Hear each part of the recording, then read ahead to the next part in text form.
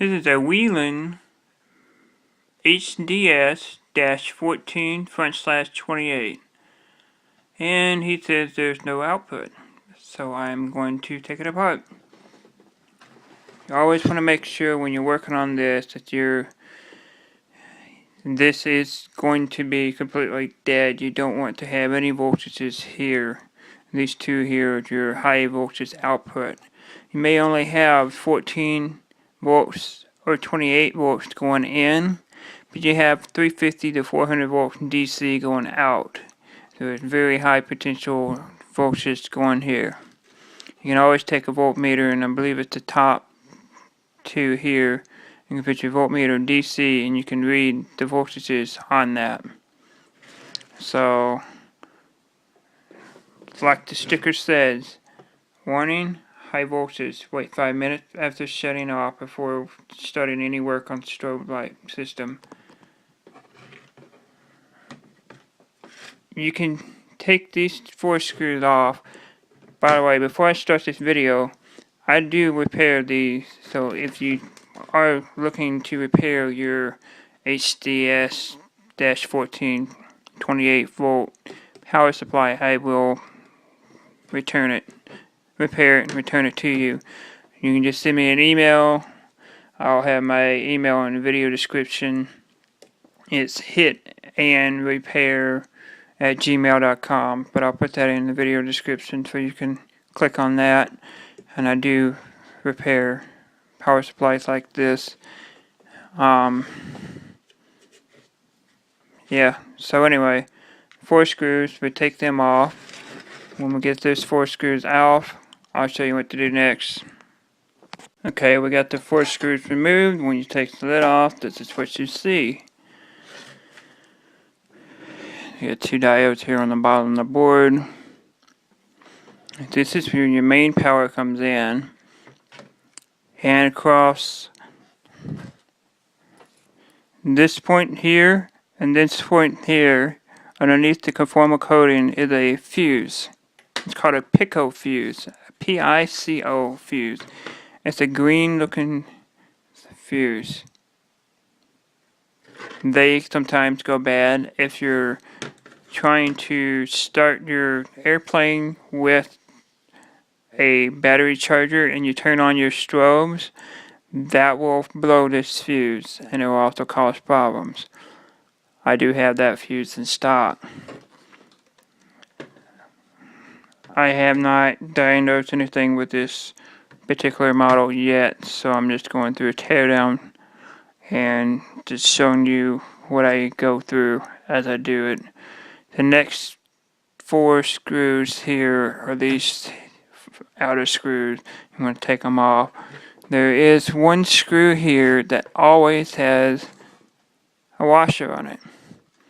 Don't ask me why, they always just have that 1 screw with a washer. So take these screws here, remember this screw has the washer underneath it. Now those 4 screws are removed, and you're going to fold this over like this. And you got 2 parts of the board. Here are your major charging capacitors. They put out the voltages for your strobe lights. This is called a MOSFET. He's a #1 culprit for going bad, along with that PICO fuse right there. Looks like this model has a 8 volt regulator coming in, MSC 60SI or S1 diode, which they have in all of them. I'm not seeing anything visually blown in this one, so I'm going to check the MOSFET. What you need is a voltmeter, and you want to set it on ohms. If you're not sure what ohms is, it's this little omega looking sign there. And when you go across the legs of this MOSFET, you should not get any 0 ohms whatsoever.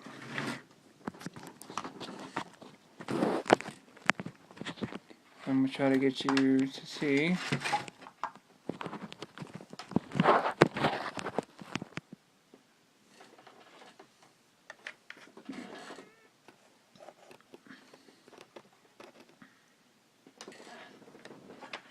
And this is what 0 ohm looks like when it's completely shorted. And this is what an open looks like.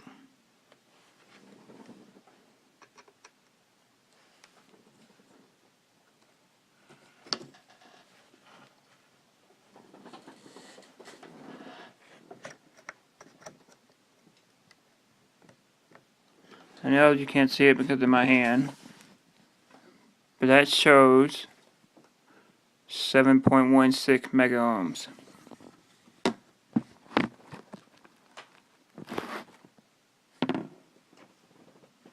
Okay, now we're going to go on the, that was from the far left leg to the center leg. We're going to go to the far left and the far right. It's showing 4.77 K ohm, which is 4,780 ohms. And now in the middle leg to the far right, we're showing it's climbing, so I'm charging a capacitor here. As you can see, that's what that's doing. It's climbing the resistance, meaning it's increasing the resistance. So the fact it's good. If you have a power supply that's been sitting for a long time, they will tell you, whelen will, that you have to increment the voltage from like 2 volts to 3 volts to 5 to 6 to 7 to, you know, you're increasing the voltage, so you're charging these two big red capacitors up. Because that can be an issue. I'm going to check the fuse. Now the bottom of this power supply has conformal coating all over it, so don't be thinking that the fuse could be bad unless you have a really good connection. And I like to take, I have a dental pick that I buy from Walmart, and I'll scrape that connection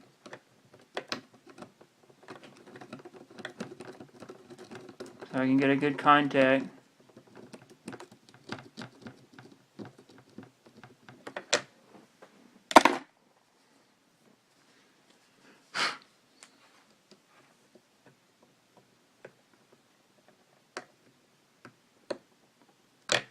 And the fuse is bad.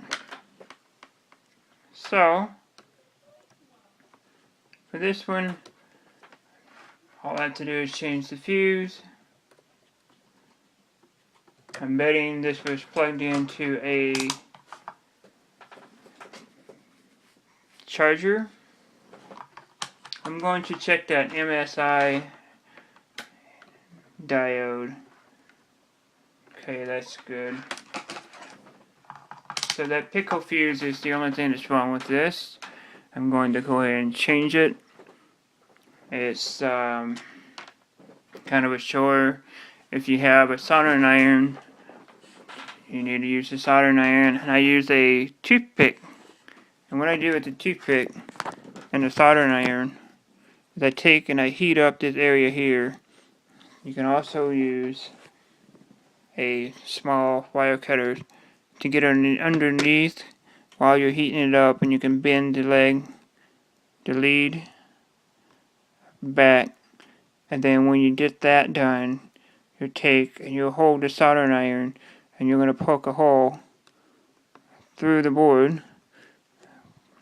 And these holes, these silver parts here, when you poke a hole through the board, you're doing it like that. You're just, when I say that, you're just pushing the solder through.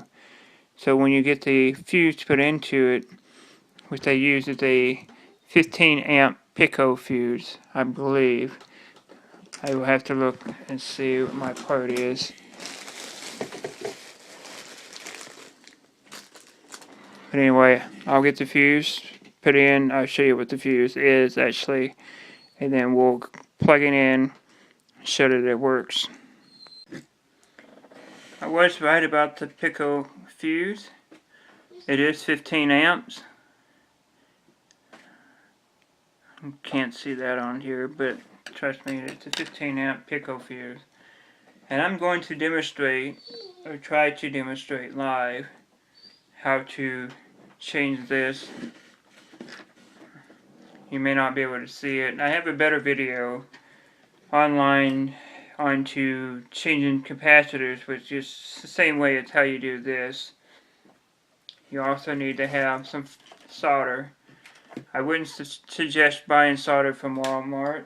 They have lead-free solder, which products like this is ordered in 2002 or 2003, I believe.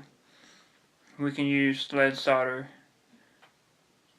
Anything newer than that, you have to use lead-free solder. So, once you get your soldering iron hot, as you can see the smoke coming off of it means it's hot. I'm melting the solder. In the video description I'll put in my link for the videos to see how to change capacitors. It's the same technique as how I'm going to be changing this fuse. I'm just going to add some solder to this.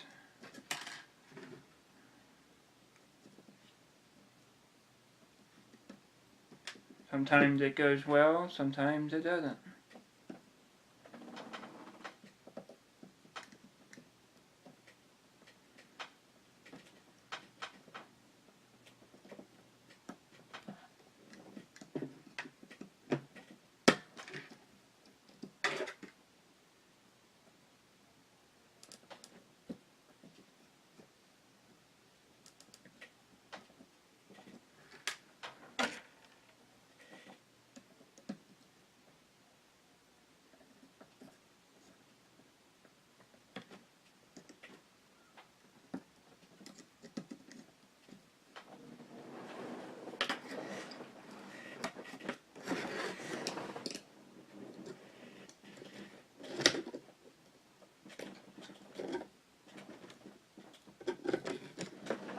Sometimes you have to have levers from the other side as you heat up.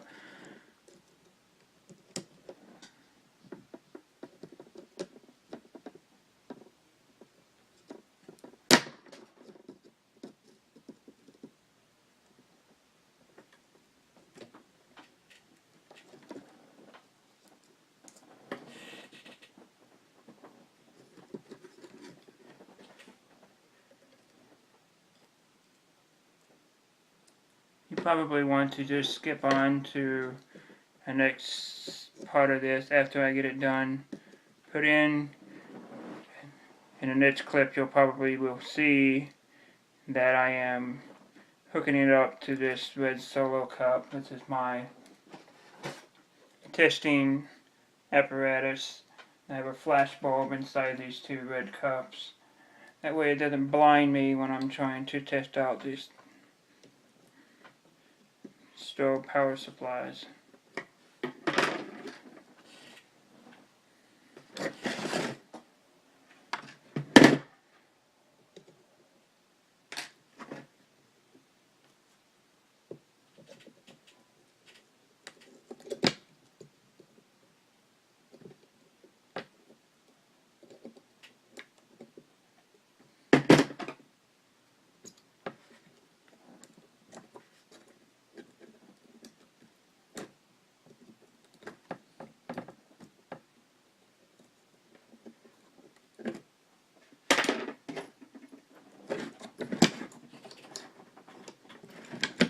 Because I use so much conformal coating,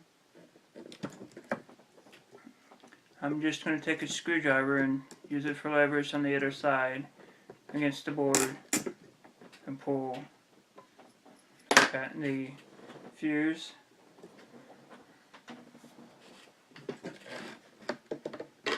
Otherwise, I'm wasting a lot of film.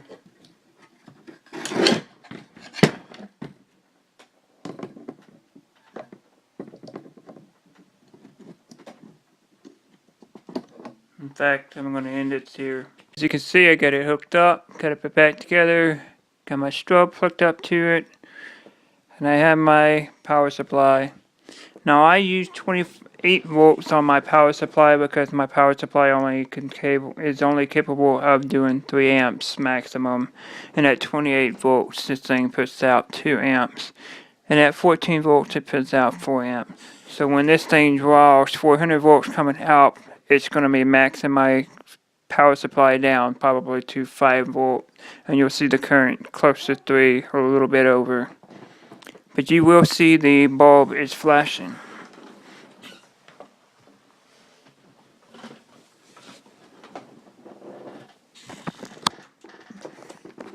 Now I'm going to turn on the power supply, and you should hear a click click, a high pitched noise, and this thing will turn on.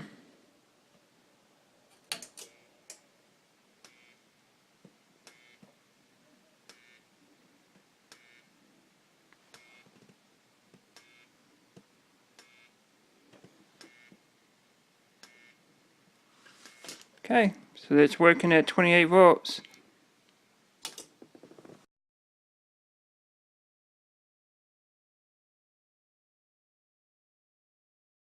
You may notice in the first video that I'd done, I told you that it was going to have a high-pitched noise and it's going to bright flash and it's going to hear a bunch of clicking.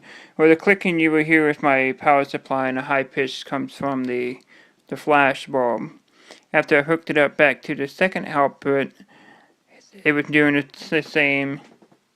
After I hooked it back to the first output, it was doing the same as the second output. There was no output to anything, and it only had like 18 volts coming out. So the next step into doing the repair for this is going to be taking the MOSFET and changing the MOSFET, because we apparently have an issue with the MOSFET. Fuse is still good because it was drawing down current. Just for giggles, I'm going to take, and remember I said these capacitors store a lot of voltage, and they do. I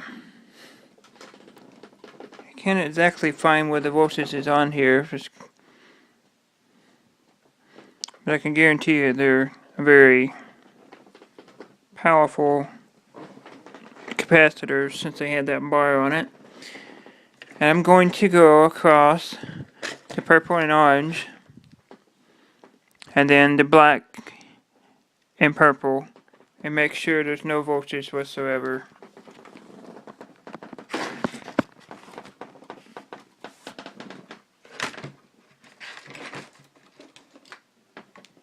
And just because there's no output from the terminal does not mean that there's not any stored voltage here, which there isn't. I do not want having people to work on this and end up hurting themselves because of potential high voltage. This here is the MOSFET. The model number on it is IRF-P140. You can easily find that online. You can find, and I step up.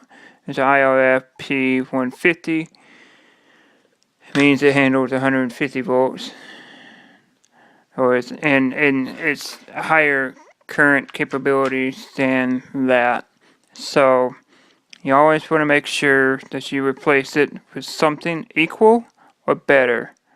Nothing ever less than the voltage that it's capable of or supposed to, or the current. And then you are messing with the engineering of the circuit, and you can potentially harm yourself or create a lawsuit for yourself. So these 3 wires here are color coded: yellow, white, and gray, and they have to go back onto that certain order. And you see underneath this MOSFET, which this the guy is, they have this pad here. It's called a thermal pad.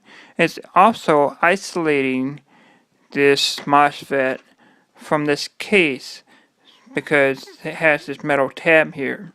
And this metal tab is connected to the center tab, and which has voltage on it. You have to have this isolated from the case, otherwise it will shut out and bad things will happen. Sometimes they will have, and not on this particular case, but some people like to put an insulator in between there. This is a plastic housing. It already has insulation, so all you have to do is just loosen this nut, pull this MOSFET out, cut its wires, put the MOSFET back on, solder the yellow, white, and gray in its proper place, as you can see what I'm showing you in the video. And that's how you change this MOSFET. It's fairly easy. The MOSFET did not fix the problem, so we're going to move on. And I want to note that this power supply was made in 1989. Just got a copyright date on the bottom. So we're going to trace back and we're going to do some reverse engineering. Not really reverse engineering, we're just looking at the circuit without the schematic. So the black wire here I believe is your ground. Your orange wire here, or it could be, I'm not sure what the black is for. The orange here seems to be the positive voltage, and the white wire, I'm not sure either. I believe it could be a ground as well. One's a selective voltage, one's a ground. It's just, however this stove works, that's just the way it is. I want to focus on this orange wire. Orange normally means it's got hot voltage. The red means it's got the hot voltage. Black and white normally in DC is a ground. So the orange here, if you can follow the trace there, it goes into that long black hybrid looking thing. And it goes to this back side of the diode, which just gets filled on a capacitor. And if you keep following this all the way over here, there's another diode that it goes to. And the back side of that diode gets tied into this part of the transformer.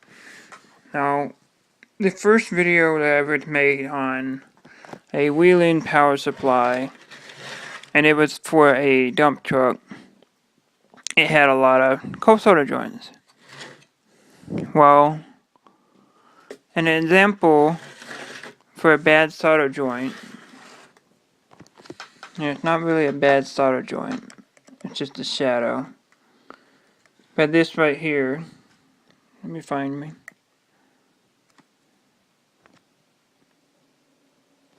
This right here is the bad solder joint. We need to solder onto the leg of that part. With that being said, there's components all over this board. Okay? All kinds of components on this board. And there's these two resistors down here at the bottom, and that diode here gets fed off to the transformer. And we are going to go over to that resistors. There's two resistors that get fed off to the transformer. And on the other side of that goes to this diode, which feeds into some of this other circuit. Well, if you notice at this point right here, there is no solder whatsoever into this leg. It's just held there in place by the conformal coating. And you can see I'm moving the lead. So as you're bouncing down the runway, this little component leg here off the resistor could be making and breaking connection. I'm going to resolder that part there and the other piece here and see if there's anything else that could be causing this circuit not to work correctly.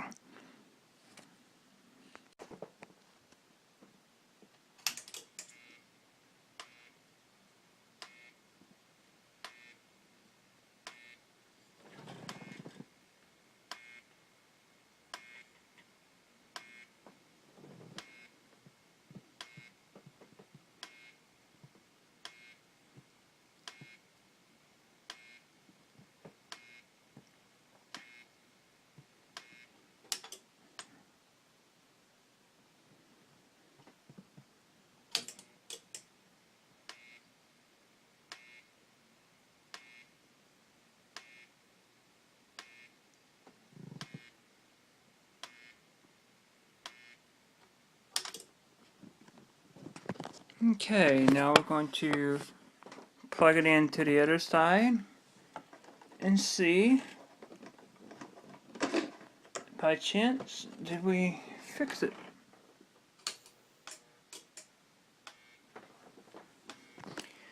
Hooray! So it's simple things like that, the resistor and the other component, that cause the malfunction of this strobe. And I'm guessing this power supply here, since it doesn't have all the other functions like the other ones that I normally work on, that this is going to demonstrate, and see the voltage here, 309 volts on the output. So I know for sure that your power supply is working now. Thanks for watching. Hopefully you learned something.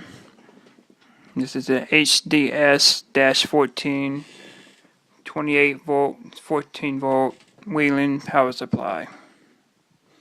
I'll see you next time.